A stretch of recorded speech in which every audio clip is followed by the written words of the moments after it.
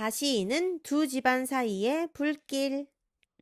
한편 금창을 다스리고자 시상으로 돌아간 주유는 감령을 보내 파른군을 지키게 하고 능통은 한양군을 지키게 했다. 그리고 두 곳 사이에 싸운 배를 나누어 버려 척후와 연락을 겸하게 한 뒤 정보로 하여금 나머지 장수들을 이끌고 합비로 가게 했다.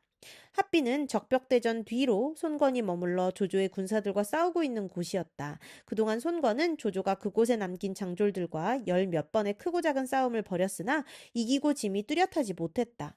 그 때문에 함부로 성 아래까지 다가가 진체를 내리지 못하고 50리나 떨어진 곳에다 군사를 둔치고 있는데 문득 정보가 많은 장졸들을 이끌고 온다는 소리를 들었다. 송건은 몹시 기뻐하며 그들을 맞아들이고 그 수고로움을 위로하기 위해 몸소 영체를 나갔다. 그때 다시 사람이 와서 알렸다. 노자경께서 먼저 이르셨습니다. 그 말을 들은 손건은 말에서 내려 노숙을 기다렸다. 노숙은 손건이 몸소 나와 서서 자기를 기다리는 걸 보고 황급히 말에서 내려 예를 표했다. 손건이 그토록 노숙을 두텁게 대하는 걸 본 여러 장수들은 한결같이 놀라면서 이상히 여겼다. 손건은 노숙을 청해 말 위에 오르게 한 뒤 자신도 말에 올라 노숙과 말굽비를 나란히 쥐고 나아가면서 가만히 말했다. 내가 말에서 내려 공을 맞았으니 이만하면 넉넉히 공을 높였다 하겠소. 농담인 듯 하면서도 진심 섞인 물음이었다. 노숙이 정색을 하고 대답했다. 아닙니다. 아직 이 정도로는 넉넉하지 못합니다. 그러면 어떻게 해야 참으로 공을 높이는 게 되겠소? 송건이 뜻밖이라는 듯 그렇게 물었다. 노숙이 여전히 정색을 풀지 않고 대답했다. 바라건대 주공께서는 위엄과 덕을 사해에 두루 떨치시고 구주를 모두 소나귀에 넣으시어 제 업을 성취하심으로써 이 노숙의 이름을 죽백에 남기도록 해주십시오. 그때에야 비로소 저를 높이게 되는 것입니다. 그 말에 손건은 손뼉을 치며 크게 웃었다. 욕심치고는 지나칠지 모르나 듣기에 그리 싫은 소리만은 아니었다. 노숙과 더불어 자신의 장막에 이른 손건은 크게 잔치를 열어 적벽대전에서 싸운 장수들을 위로한 뒤 합비를 깨뜨릴 계책을 의논했다. 장료가 사람을 보내 싸우자는 글을 보내왔습니다. 송건이 여럿과 더불어 한창 의논하고 있는데 문득 사람이 와서 그렇게 알렸다. 글을 받아 열어보니 사람을 몹시 격동시키는 내용이었다. 읽기를 마친 손건이 성난 소리로 말했다. 장료가 나를 속이려 듬니 너무 심하구나. 정보가 군사를 이끌고 온다는 말을 듣고 그 전에 싸우려고 짐짓 사람의 부하를 건드리고 있는 것이다. 좋다. 나는 내일 새로 오는 군사를 쓰지 않고 한바탕 싸울 테다. 어디 두고 보아라. 그리고 그날 밤으로 영을 내려 오경 무렵에는 삼군을 모두 합비로 몰아갔다. 진시쯤 되어 길을 반쯤 갔을 때 성을 나온 조조의 군사들도 그곳에 이르렀다. 양군은 마주보고 진세를 벌였다. 이때 송건은 금투구에 금빛 갑옷을 입고 말에 올라 진 앞으로 나왔다. 그 뒤에는 손겸과 가화 두 장수가 방천 화극을 들고 좌우로 벌려 호위에 서 있었다. 북소리가 세 번 크게 울리더니 조군 쪽에서도 문기가 양편으로 벌어지며 세 장수가 갑주를 갖춰 입고 나왔다. 가운데 선 것은 장료요. 왼쪽에는 이전이며 오른쪽에는 악진이었다. 손건 이 어린 것아! 내 칼을 한번 받아오겠느냐! 장료가 말을 박차 달려나오며 손건의 부하를 도두었다.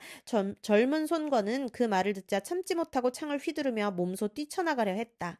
그때 진문 안에서 한 장수가 달려나와 손건을 앞질렀다. 손건이 말고삐를 잡고 보니 앞질러간 장수는 다름 아닌 태사자였다. 장료가 칼을 휘둘러 태사자를 맞자 곧 한바탕 맹렬한 싸움이 어우러졌다. 창과 칼이 부딪고 말과 말이 엇갈리기를 80번에 가깝도록 승부가 정해질 줄 몰랐다. 이를 보고 있던 이전이 악진에게 가만히 말했다. 앞에 금투구를 쓰고 있는 자가 바로 손건일세. 만약 손건만 사로잡을 수 있다면 적벽에서 진 우리 편 83만 대군의 원수가품은 넉넉할 것이네.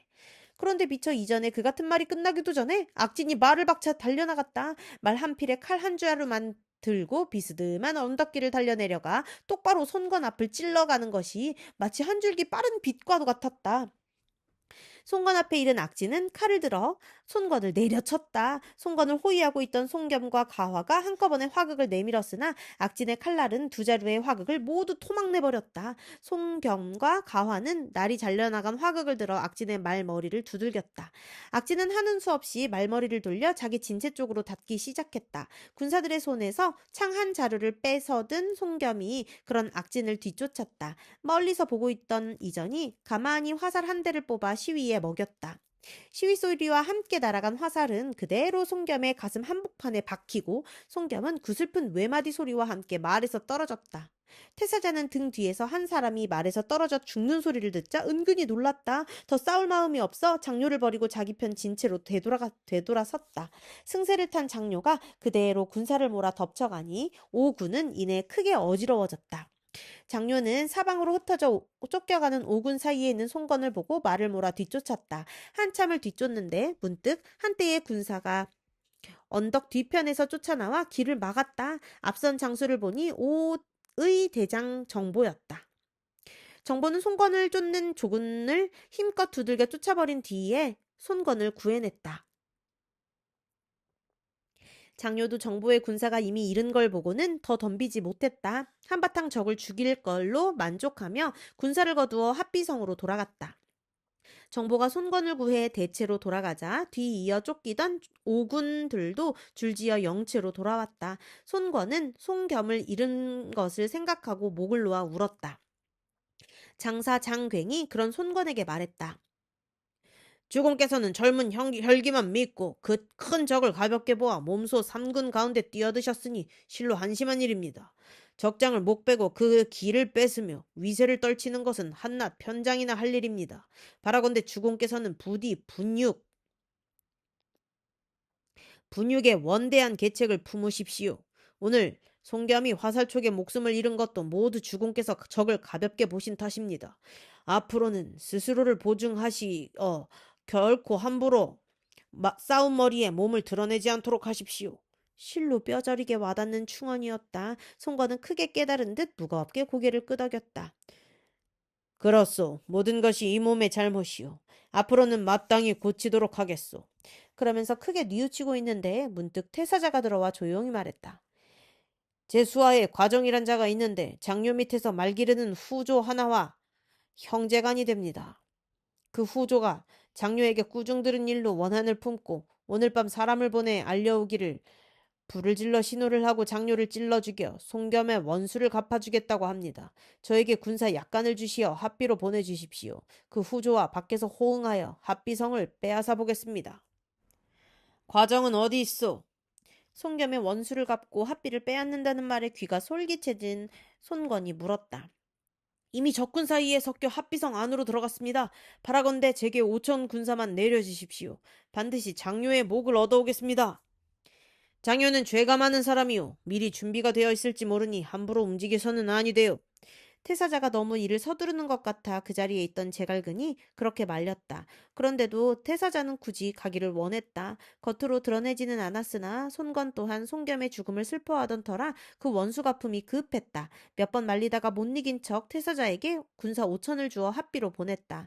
한편 태사자 밑에 있던 과정은 그날 잡군들 속에 끼어 합비성에 들어가자마자 말 기르는 후조를 찾았다. 어렵지 않게 만난 두 사람은 곧 일을 꾸미기 시작했다. 먼저 과정이 그 후조에게 말했다.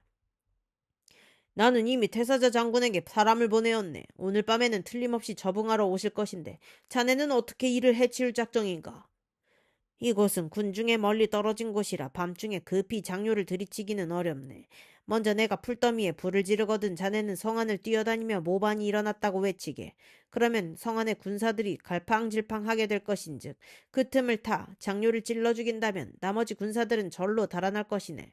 그 후조가 제법 그럴듯하게 대답했다. 그 계책이 참으로 묘하이. 과정도 그렇게 감탄하며 거기에 따르기로 했다. 그날 밤이었다. 싸움에서 이기고 돌아온 장요는 삼군에게 두루 상을 내려 낮에 수고로움을 위로했다. 그러나 어찌된 셈인지 갑옷을 풀고 누워 잠드는 것만은 영을 내려 금했다. 오늘 싸움에서는 우리가 이겼고 오병은 멀리 숨어 있는데 장군께서는 어찌하여 갑옷을 풀고 편히 쉬지 않으십니까? 좌우의 사람들이 까닭을 모르겠다는 듯 물었다. 장효가 무겁게 고개를 가로저으며 말했다.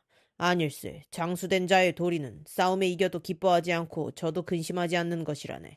만약에 오병이 나의 방비 없음을 알고 그 틈을 타 쳐들어온다면 무슨 수로 막아내겠나.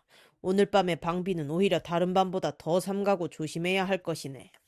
그런데 장효의 말이 채 끝나기도 전이었다. 불이야! 불이야! 갑자기 진체 뒤에서 불길이 일며 군사들의 놀란 외침이 들려왔다. 이어서 또 다른 외침이 일었다. 반란이 일어났다! 모반이다! 오병과 대통한 자가 성문을 열어주었다! 그 소리를 들은 장효는 얼른 장막을 나와 말에 올랐다. 그리고 자기 곁에서 따르는 장교 수십 명을 불러 길가에 세웠다. 곁에 있던 사람들이 놀란 목소리로 장효에게 말했다. 함성 소리로 보아 일이 매우 급한 모양입니다. 얼른 가서 살펴보시지요. 그러나 장효는 조금도 흔들림 없는 어조로 말했다. 모반이 있다 한들 어찌 성안이 모두 한꺼번에 모반을 일으키겠느냐. 이는 틀림없이 모반을 꾸민 자가 우리 군사들을 놀라게 하려고 수선을 떠는 것뿐이다. 거기에 속아 군류를 어지럽히는 자가 있으면 먼저 그자부터 목베리라. 그러고는 조용히 멈춰서서 일의 움직임만을 살폈다. 과연 오래잖아 이전이 과정과 후조를 잡아가지고 왔다. 그들에게서 내막을 전해 들은 장효는 그 자리에 선 채로 둘의 목을 쳐버리자 곧 성안은 조용해졌다. 그때 성 밖에서 징소리 북소리가 요란하며 함성이 크게 울렸다. 장효가 침착하게 말했다. 이는 틀림없이 오병들이 밖에서 호응하러 온 것일 게다. 오히려 적의 계책을 이용해 적을 깨뜨려야겠다. 그러고는 이어 장졸들에게 영을 내렸다. 성문 안에다 불을 지르고 입을 모아 모반이 일어났다고 외치도록 하라. 그런 다음 성문을 크게 열고 적교를 내리도록 한다. 곧 적을 꿰어들이기 위한 함정이었다. 그러나 성 밖에 있는 태사자가 그런 성 안의 사정을 알 까닭이 없었다. 성문이 크게 열린 것을 보고는 내변이 있는 줄 알고 앞장서서 성 안으로 뛰어들었다.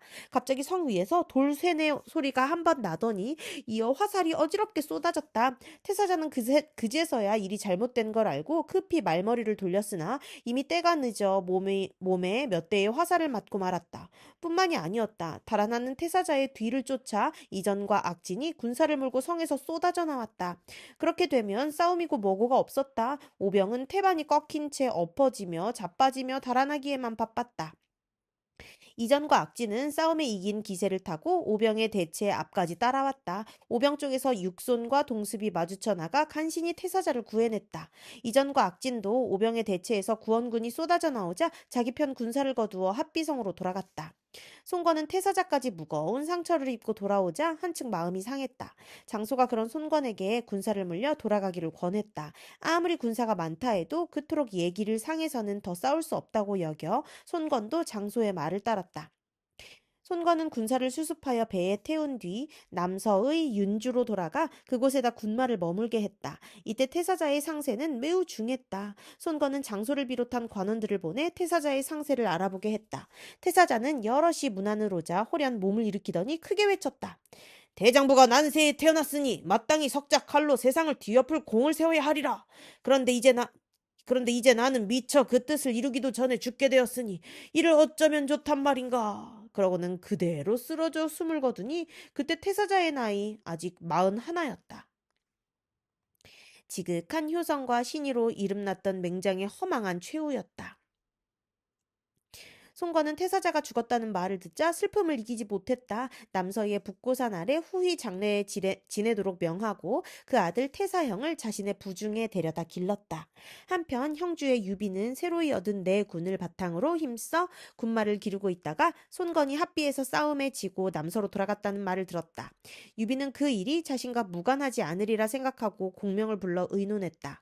그러나 불려온 공명은 뜻밖의 소리를 했다. 제가 간밤에 천문을 보니 서북에 별 하나가 떨어졌습니다. 반드시 황족 가운데 하나가 죽을 것입니다. 그게 누구요? 유비가 어리둥절해 되묻고 있는데 갑자기 사람이 와서 알렸다. 여기 공자께서 돌아가셨습니다. 그 소식을 들은 유비는 통곡하여 마지 않았다. 생전에 형님처럼 모시던 유표의 마지막 핏줄이 끊어진 까닭이었다. 공명이 그런 유비를 달래며 권했다. 살고 죽는 일은 하늘이 이미 나누어 정해놓은 것이니 주공께서는 너무 슬퍼하지 마십시오. 공연히 귀한 몸을 상하시게 될까 두렵습니다. 오히려 지금 생각하실 일은 천하의 대사입니다. 되도록이면 빨리 사람을 뽑아 양양으로 보내시어 그곳 성지를 지키게 함과 아울러 공자를 장사 지내는 일도 맡기도록 하십시오. 슬픈 중에도 퍼뜩 정신이 나게 하는 말이었다. 유비가 눈물을 씻으며 물었다. 누구를 그리로 보냈으면 좋겠소. 관운장이 아니면 이번 일은 어렵겠습니다. 이에 유비는 곧 관우에게 명하여 먼저 가서 양양을 치게 했다. 관우를 보내놓고 나니 다음은 지난날의 한 동호와의 약조가 걱정이 되었다. 유비는 다시 제갈공명에게 물었다. 유기가 이미 죽었으니 동호는 틀림없이 형주를 내놓으라 할 것이오. 그 일은 대체 어찌 대처했으면 좋겠소. 그러나 공명은 태평스런 얼굴로 유비를 안심시켰다. 만약 동호에서 사람이 온다면 이 양이 알아서 대답하겠습니다. 주공께서는 조금도 걱정하지 마십시오. 이에 유비도 마음을 놓고 군사를 기르는 데만 힘을 쏟았다. 그로부터 한 보름쯤 되었을 때였다. 동호에서 노숙이 공자 유기의 문상을 왔다는 전갈이 들어왔다. 유비와 공명은 성을 나가 노숙을 맞아들였다. 공회에서 주인과 손이 각기 예를 끝낸 뒤 노숙이 먼저 입을 열었다. 주공께서는 공자 유기께서 세상을 버리셨단 말을 들으시고 저로 하여금 보잘것 없으나마 예물을 갖추고 먼저 가서 제사에 임하라 하셨습니다. 주 도독께서도 두 번, 세 번 유황숙과 제갈 선생께 간절한 조의를 표해달라고 하십디다. 그 말에 유비와 공명도 몸을 일으켜 고마움의 뜻을 나타냈다. 그리고 가져온 예물을 거둔 뒤 술을 내어 노숙을 대접했다. 술이 몇 잔 돌기도 전에 노숙이 문득 정색을 하며 찾아온 참뜻을 밝혔다. 전에 황수께서 말씀하시기를 공자께서 계시지 않는다면 형주는 우리 동호에게 돌려주겠다 하셨습니다. 이제 공자께서 이미 세상을 떠나셨으니 형주는 반드시 돌려줘야 합니다. 황수께서 언제쯤 돌려주실지 몰라 실로 궁금합니다. 그 말에 유비는 다만 허허거리며 술잔만 내밀었다. 공은 우선 술잔이나 비우시오. 나도 상의할 일이 하나 있소이다. 그러고는 거푸 몇 잔을 권했다. 노숙은 하는 수 없이 몇 잔을 얻어 마신 뒤에 다시 그 일을 채근했다. 언제 형주를 돌려주시겠습니까? 그때 공명이 문득 낯세기 변해 유비의 대답을 대신했다. 자경은 참으로 일의 이치를 알지 못하시는구려. 어찌 사람을 세워놓고 그리 졸라댄단 말씀이요. 대하는 우리 고황제께서 큰 뱀을 베시고 의로써 몸을 일으키신 뒤 나라의 기틀을 열고 제업을 세워 전해 오늘날에 이르렀소. 그런데 불행히도 간웅들이 잇따라 일어나 각기 한 지방씩 차지하니 천도가 제 길을 찾아 정통으로 되돌아갈 가망은 매우 적어졌소이다. 하지만 우리 주공께서는 중산 정왕의 후예요. 효경 황제의 현손이 되시며 지금의 황상 폐하께는 숙부뻘이 되시는 분이시오. 어찌 한 조각 땅을 나누어 차지하지 않으실 수 있겠소이까? 더구나 죽은 유경승은 우리 주공의 형님이 되시오. 형이 죽어 아우가 그 땅을 물려받는 게 무어 이치에 어긋날 게 있겠소. 거기 비해 그대의 주인은 원래 전당 땅의 하찮은 벼슬아치 아들로 조정에 아무런 공덕도 세운 일이 없건만 세력의 의지에 6군 81고을을 차지하고 있어. 그러고도 오히려 욕심에 차지하나 다시 한의 땅을 더 어우르려는 것이요? 천하는 유씨의 것이건만 내 주인은 유씨이면서도 몫이 없고 그대의 주인은 손씨면서도 오히려 어거지로 땅을 다투고 있어. 거기다가 적벽의 싸움도 그렇소. 우리 주경께서도 수고로움이 적지 않으셨고 여러 장수들도 각기 명을 받아 힘을 다했는데 어찌 그 승리가 그대로 동호 홀로만의 힘 덕분이라 할 수 있겠소. 또 내가 동남풍을 빌어주지 않았던들 주유가 어찌 반푼어치 공이라도 세울 수 있었겠소. 만약 그 싸움에서 강남이 졌으면 이교가 조조의 동작대로 끌려갔을 것임은 말할 것도 없으려니와 그대의 가솔들도 마침내 지켜낼 수는 없었을 것이외다. 우리 주공께서 얼른 대답하지 않으신 것은 자경이 고명한 선비라 이 모든 것을 낱낱이 말하지 않아도 절로 아시려니 해서일 것이요. 그런데 공은 어찌 살피고 헤아리심이 이토록 모자란단 말씀이요. 흐르는 듯한 가운데도 준엄한 추궁까지 들어있는 말이었다. 공명이 그렇게 나오자 노숙은 잠시 할 말을 잊고 있다가 이윽고 민망한 듯 말했다. 공명의 말씀이 전혀 이치에 닿지 않는 것은 아니나 이 노숙의 처지도 헤아려 주시오. 지금 와서 그렇게 나오신다면 제 처지가 몹시 불편해지게 되오이다. 이 일 때문에 공이 불편할 게 무엇 있소? 공명이 시치미를 떼고 물었다. 노숙이 한숨을 쉬며 대답했다. 지난날 황수께서 당양에서 어려움을 겪고 계실 때 이 노숙이 가서 공명으로 하여금 강을 건너 우리 주공을 뵙게 주선했소이다. 또 뒷날 주유가 군사를 일으켜 형주를 치자고 할 때도 이 노숙이 와서 공자가 돌아가시면 형주를 돌려주시겠다는 황숙의 말씀을 듣고 전해 그를 달랬소. 그런데 이제 와서 그리하지 못하시겠다니 이 노숙이 어떻게 낯을 들고 돌아갈 수 있겠소이까? 내 주인과 주공근은 모두 내게 그 죄를 물으려 할 것이외다. 내가 그로 인해 죽는 것은 조금도 한스러울 것이 없으나 다만 걱정되는 것은 성난 동호가 군사를 일으켜 이리로 밀고 오는 일이요. 그리 되면 황숙께서는 이 형주에 편안히 앉아 계실 수도 없을 뿐만 아니라 공연히 천하의 비웃음거리만 될 것이요. 사정하는 것 같으면서도 은근한 위협이 담긴 말이었다. 공명이 기다렸다는 듯 노숙의 그 같은 말을 받았다. 지난날 조조는 100만의 대군을 이끈 데다 천자의 이름까지 앞세우고 왔으나 나는 눈도 깜짝하지 아니하였소. 그런데 어찌 주유 같은 한낱 어린아이에게 겁을 내겠소. 다만 자경께서 체면 잃을까 보아 생각해 본 것이 있는데 이건 어떻겠소? 어떻게 한단 말씀이요? 공명의 말투로 보아 일이 순리로 풀어질 것 같지는 않다고 짐작하고 있던 노숙이 은근히 기대하는 눈치로 물었다. 공명은 그나마도 노숙에게 큰 선심이라도 베푸는 양 대답했다. 내가 우리 주공께 권해 문서 한 장을 받아들이겠소. 잠시 형주를 빌려 근거로 삼고 있다가 따로 알맞은 땅을 얻으면 곧 형주를 동으로 돌려드리겠다는 약조를 적은 문서외다. 그것이면 자경 나덥게 되지는 않을 것 같은데. 그것이면 자경이 나덥게 되지는 않을 것 같은데 어떻소? 공명께서는 어떤 땅을 얻으신 뒤 형주를 우리 동호에 돌려주신단 말씀이요. 어디에 그런 땅이 남아있소? 노숙이 믿지 못하겠다는 듯 물었다. 아무리 생각해도 형주를 내주고도 근거로 삼을 만한 땅이 얼른 떠오르지 않은 까닭이었다. 그러나 공명의 대답은 막힘이 없었다. 중원 쪽은 조조가 버티고 앉았으니 아무래도 가까운 날에는 손을 얻기 어려울 것이지만 서천이 있지 않소. 그 주인 유장은 사람됨이 어리석고 약해 우리 주공께서는 머지않아 그 땅을 도모하실 작정이요. 그래서 우리가 만약 서천을 얻는다면 그때는 지체 없이 형주를 돌려드리겠소. 그렇게 되니 노숙도 하는 수 없었다. 공명의 말을 따라 약조의 문서라도 받아가기로 했다. 유비가 몸소 붓을 들어 문서 한 통을 쓰고 도장을 찍자 제갈공명도 보증의 뜻으로 나란히 이름을 적고 도장을 찍은 뒤 노숙에게 말했다. 이 양은 황숙의 집안 사람이니 어찌 자기 집안 일에 보증이 될 수 있겠소. 번거롭지만 자경 선생께서도 저와 나란히 보증인이 되어 도장을 찍으시지요. 그래야만 돌아가 오후께 이 문서를 내놓기에 낫없이 되지 않을 것 같소이다. 그러자 이번에도 노숙은 하는 수 없이 그 끝에 이름을 올리며 한 번 더 다짐했다. 나는 황숙께서 인의의 사람임을 알고 있습니다. 부디 이번 약조는 저버리지 않으시기 바랍니다. 그런 다음 문서를 거두었다. 오래전에 술자리가 끝나고 노숙은 동으로 돌아갈 채비를 했다. 유비와 공명은 배까지 나와 노숙을 배웅했다.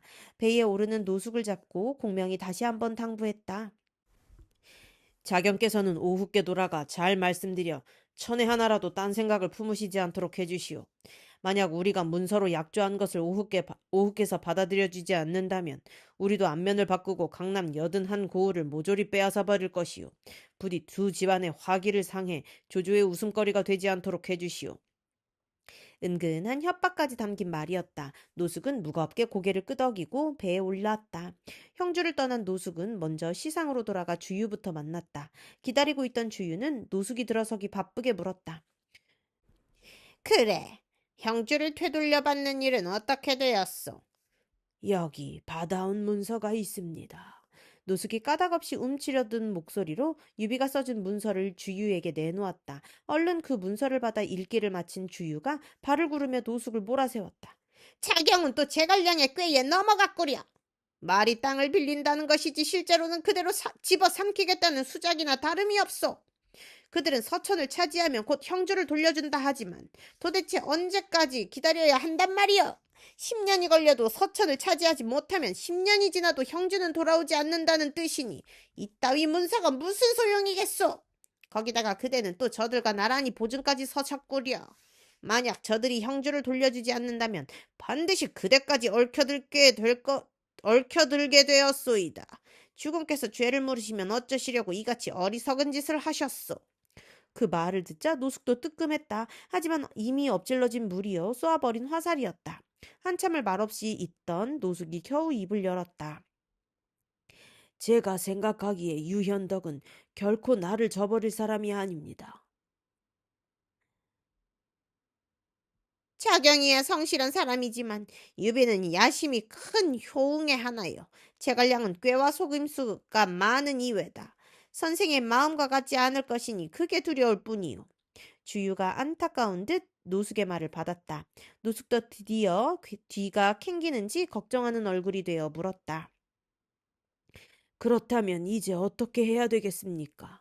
노숙이 그렇게 나오자 주유가 좀 안 됐던지 문득 목소리를 부드럽게 하여 말했다. 자경은 내게 은인이라 할 수 있는 분이요. 지난날 곡식 낯가리를 헐어 나누어 주시던 정을 생각해서라도 어찌 아니 구해드릴 수 있겠소이까. 너무 걱정하지 말고 며칠만 기다려보시오. 강북에 보낸 세작이 돌아오는 대로 그들이 탐지해온 바에 따로 방도를 내어보겠소이다. 그러나 노숙은 여전히 마음이 편치 못했다. 주유와 헤어진 뒤로도 며칠을 다리조차 제대로 뻗고 잘 수 없었다. 며칠이 지났다. 주유가 풀어놓은 세작이 돌아와 알렸다. 형주성에는 배로 만든 상기가 걸리고 성 밖에서는 따로 무덤 하나를 새로 만들고 있었습니다. 군사들도 모두 상복을 입고 있었습니다. 누가 죽었다든가? 주유가 얼른 그렇게 물었다. 그 세작이 다시 대답했다. 유현덕이 간부인을 잃었다고 합니다. 지금 한창 극진한 장례를 치르고 있습니다. 간부인이라면 그럴만도 했다. 간부인은 유비가 불우할 때 만난 정인이요. 뒷날 소패에서 맞아 정식으로 부부가 된 뒤에는 하나뿐인 아들을 낳아준 정실이었다. 거기다가 당양 싸움에서의 미부인을 잃은 뒤로는 유일하게 유비 곁에 남아있던 여인이고 보면 그녀를 잃은 슬픔 또한 남다를 것임에 분명했다. 그러나 주인은 무슨 생각이 났던지 문득 무릎을 치며 노숙을 보고 말했다. 이제 내 뜻은 이루어지게 되었소. 유비로 하여금 두 손을 내밀어 포박을 받게 하고 형주를 되찾을 계책이 있어. 어떤 계책입니까? 노숙이 어리둥절해 물었다. 주유가 자랑스레 자신이 마음먹은 계책을 펼쳐 보였다. 유비는 그 아내를 잃었으니 앞으로 반드시 새 장가를 들 것이오. 그런데 우리 주공께서는 누이 한 분이 계시지 않소. 매우 굳세고 용감해서 수백의 계집종들에게 언제나 칼을 차고 다니게 하실 뿐만 아니라 방 안에도 병기를 가득 버려 세워둘 정도로 남자 못지않은 분이시오. 나는 지금 주공께 글을 올려 형주로 중매설 사람을 보내도록 할 작정이요. 그가 유비를 달래 우리 동으로 오게 한다면 나는 남서에서 기다리다가 유비가 장가들고 자식을 얻게 되기는커녕 잡아다 옥에 가둬버리고 말겠소. 그리고 사람을 보내 형주와 유비를 바꾸자고 한다면 저들이 어쩌겠소. 별 수 없이 형주의 성들을 내주거든. 그때 가서 할 일은 내가 따로 생각해 놓았소. 자경의 신상에는 결코 아무런 일이 없으리다. 듣고 보니 잠옷 그럴듯했다. 노숙은 한 짐 던 듯 밝은 얼굴로 주유에게 고마움을 나타냈다. 주유는 곧 글 한 통을 써서 노숙에게 주고 빠른 배 한 척을 골라 손건이 머물고 있는 남서로 가도록 했다. 손건을 만난 노숙은 먼저 형주에서 있었던 일을 한 차례 말한 뒤에 유비가 써준 문서를 올렸다. 손건은 그 문서를 펴보려고도 않고 볼멘 소리부터 했다. 그들이 그렇게 되지도 않는 말로 얼버무리려 드는데 이따위 문서가 무슨 소용이란 말씀이오? 그러자 노숙은 다시 주유가 써준 글을 꺼내 올렸다. 실은 주공근도 같은 뜻이었습니다. 그래서 여기 따로 써올린 글이 있는데 주공께서 그 안에 씌어진 대로만 하신다면 형주를 얻으실 수 있다고 합니다. 그제야 손건도 낯빛을 풀고 주유의 글을 펴들었다. 읽기를 마치고 머리를 끄덕이는 품이 주유의 개교가 무척 마음에 드는 것 같았다. 누구를 형주로 보낸다. 주유가 써놓은 대로 해보기로 작정한 손건은 마음속으로 벌써 중매를 구실로 유비를 달래 데려올 사람을 고르고 있었다. 워낙 중대한 일이라 얼른 떠오르는 사람이 없었다. 그러다가 문득 깨달은 듯 중얼거렸다. 그렇다. 이 일은 여범이 아니고서는 안 되겠다. 손건은 곧 여범을 불러 말했다. 요사이 듣자니 유현덕이 그 부인을 잃었다는구려. 마침 내게 누이 하나가 있으니 유현덕과 짝을 지어주고 싶소. 우리 두 집안이 혼인으로 길이 맺어져 한마음으로 조조를 처부수고 한시를 되일으킬 수 있다면 그 아니 아름다운 일이겠소. 그런데 이번 중매는 자형이 나서지 않으면 자형은 여범이에요. 자형이 나서지 않으면 일이 될성쉽지 않으니 바라건대 자형은 곧 형주로 가서 유비에게 한마디 해주시오. 이에 여범은 그날로 배를 수습해 졸개 몇 명을 거느리고 형주로 떠났다. 그 무렵 유비는 간부인을 잃고 밤낮으로 슬픔에 젖어 있었다. 오랜 세월 싸움터만 따라다니며 고생하를 하다가 이제 겨우 기반을 잡아간다 싶자 떠나간 아내라 더욱 슬픔이 큰지도 모를 일이었다. 하루는 공명과 마주 앉아 간부인과의 지난 날을 쓸쓸하게 되새기고 있는데 문득 사람이 와서 알렸다. 동호에서 여범이란 사람을 보냈습니다. 그 말을 들은 공명이 빙긋 웃으며 말했다. 이는 주유의 개교일 것입니다. 반드시 형주 일 때문에 짜낸 것일 테니 저는 병풍 뒤로 가서 엿들어 보도록 하지요. 주공께서는 저쪽에서 무슨 말을 하는지 모두 들어주도록 하십시오. 나머지는 그 사람을 역관으로 보내 쉬게 한 뒤 따로 의논하면 될 것입니다. 그리고 병풍 뒤로 가서 숨었다. 유비는 곧 사람을 보내 여범을 불러들이게 했다. 서로 예를 표하고 자리에 앉아 차를 마시면서 유비가 물었다. 자형께서 오신 것은 반드시 제게 할 말이 있어서일 것이요. 어떤 가르치심을 주려 하시오. 제가 근래에 들으니 황수께서 부인을 잃으셨다는 소문이 있었습니다. 크신 슬픔을 모르는 바 아니나 마침 좋은 집안의 규수가 있기에 면구함을 무릅쓰고 특히 이렇게 찾아왔습니다. 존이가 어떠하신지요? 여범이 대뜸 그렇게 물었다. 너무 갑작스런 물음이라 유비가 얼른 대답하지 못하다가 이윽고 더듬더듬 입을 열었다. 나이 들어 아내를 잃고 보니 더욱 큰 불행으로 여겨지는구려. 그러나 아직 아내의 뼈와 살이 식지도 않았는데 어떻게 벌써 장가들 일을 입에 담을 수 있겠소. 사람이 그 배필이 없는 것은 집에 대들보가 없는 것과 같다 할 수 있습니다. 어찌 그 같은 인륜을 중도에 끊어버릴 수 있겠습니까?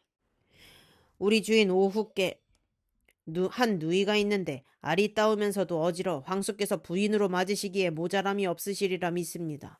만약 두 집안이 옛적 진과 진처럼 혼인으로 맺어진다면 조조는 감히 다시는 동남을 엿보지 못할 것입니다. 이 일은 집안과 나라가 한 가지로 편안케 되는 지름길이 될 것이니 부디 황수께서는 여기에 무슨 딴 뜻이 있는지 의심하지 말아 주십시오. 다만 한 가지 어려운 점은 우리 국태 오부인께서 어린 딸을 너무도 사랑하시어 멀리 시집 보내기를 허락하지 않는 것입니다. 반드시 황수께서 동으로 건너가시어 혼인을 하셔야만 이번 일은 이루어질 수 있습니다. 여범은 유비가 장가들 일을 그리 서둘지 않는다는 걸 알면서도 단숨에 거기까지 말했다. 신부감이 다름 아닌 송건의 누이 동생임을 얼른 밝혀 유비의 구미가 당기게 하려는 생각에서였다. 과연 유비도 여범의 말을 듣자 얼굴에 문득 긴장하는 빛이 떠올랐다.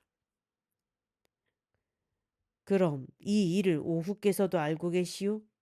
유비가 그렇게 묻자 여범이 조금도 머뭇거리지 않고 대답했다. 먼저 오후께 말씀드리지 않고 어찌 감히 와서 이런 소리를 늘어놓을 수 있겠습니까? 하지만 유비는 아무래도 그 갑작스런 혼잣말이 미심쩍었다. 슬며t 다른 핑계를 내밀어 여범의 속을 떠보았다. 내 나이 이미 쉰이라 수염과 머리칼이 희뜩희뜩 가외다. 그런데 오후에 누이 동생이라면 아직 꽃다운 나일 터인즉 나는 그 배필감이 되지 못할 것 같소. 그러자 여범이 다시 열을 올려 말했다. 오후의 매씨는 몸은 비록 여자라도 그 뜻은 남아에 지지 않습니다. 언제나 말하기를 천하 영웅이 아니면 나는 그를 남편으로 섬길 수 없다 하실 정도입니다. 그런데 이제 황수께서는 이름을 사해에 두루 떨치고 계시니 바로 그분의 배필로 모자람이 없을 것입니다. 어찌 나이가 많고 적음을 꺼려할 수 있겠습니까? 그 말을 듣자 유비는 공명에게 들은 말도 있고 해서 더 잘라 거절하지 않고 대답을 미루었다. 공은 일단 돌아가 잠시 쉬시오. 내일 내 뜻을 알려드리리다. 유비는 그렇게 말하고 잔치를 열어 여범을 대접한 뒤 역관으로 돌아가 쉬게 했다. 그러나 마음은 아무래도 갈피를 잡을 수 없어 날이 저물기 바쁘게 공명을 불렀다. 어떻게 했으면 좋겠소? 유비는 여범에게 들은 대로 공명에게 전하고 그렇게 물었다. 공명이 별로 놀라는 기색도 없이 그 말을 받았다. 여범이 온 뜻은 제가 이미 알고 있었습니다. 그래서 가만히 점괘를 뽑아보았더니 크게 길하고 이로운 징조가 보였습니다. 주공께서는 어서 그 일을 허락하시고 먼저 손건을 여범과 함께 동으로 보내도록 하십시오. 오후를 만나보고 그 앞에서 혼인을 정하게 하는 게 좋겠습니다. 그런 다음 날을 뽑아 가시어 혼인을 하신다면 아무 일도 없을 것입니다. 주유가 제 계교를 꾸며놓고 이 유비를 해치고자 하는데 어찌 가볍게 몸을 움직여 위태로운 땅으로 들란 말씀이요. 유비가 진작부터 마음속으로 떨떠름해 하던 것을 되물었다. 공명이 무엇 때문인지 크게 웃으며 대답했다. 주유가 비록 계교를 잘 쓴다 해도 어찌 이 제갈량의 헤아림을 벗어날 수 있겠습니까? 제가 작은 꾀만 내어도 주유는 계교를 반도 펼치지 못할 것이니 오후에 누이가 주공의 사람이 되면 물론 우리가 형주를 잃게 되는 일도 결코 없을 것입니다. 하지만 그래도 유비는 마음을 놓지 못해 얼른 이를 매듭지을 수 없었다. 보다 못한 공명이 나서서 손건을 여범과 함께 강남으로 보냈다. 손건을 만나면 해야 할 말까지 자세히 일러주고 나서였다. 강남으로 간 손건은 손권을 만나보고 제갈량에게 들은 대로 말을 끌어갔다. 그 바람에 마침내 손건은 여럿 앞에서 이렇게 공언하기에 이르렀다. 내가 누이 동생을 현덕에게 시집 보내려 하는데 조금도 딴 마음이 없소? 그 말을 듣자 손건은 비로소 손권에게 절하며 감사하고 형주로 돌아갔다. 손건이 돌아와 오후가 직접 나서서 그 혼인을 맺으려 한다는 말을 전했으나 유비는 여전히 마음이 내키지 않았다. 감히 강남으로 건너갈 엄두를 내지 못하고 머뭇거리는데 공명이 와서 말했다. 제가 이미 3가지 계책을 마련했사오나 조자룡이 아니면 제대로 펼치기 어려울 것입니다. 그를 불러 세밀하게 일러줄 터인즉 주공께서는 조금도 걱정하지 마시고 다녀오십시오. 그리고 조은을 불러 비단주머니 셋을 내주며 귀옛말로 일렀다. 그대는 주공을 모시고 동으로 가되 무슨 일이 있으면 이 비단주머니 3개 안에 적혀 있는 대로 하라.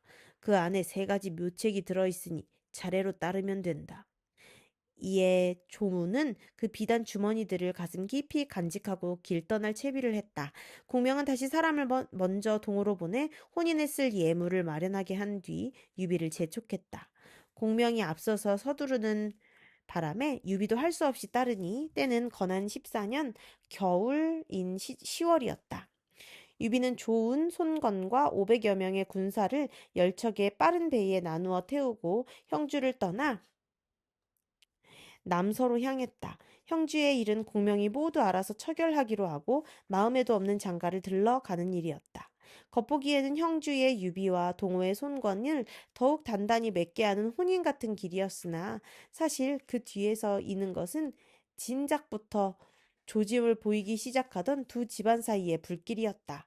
조조의 83만 군을 태운 적벽의 불길은 이제 두 집안 사이로 옮아붙고 있었다. 끝.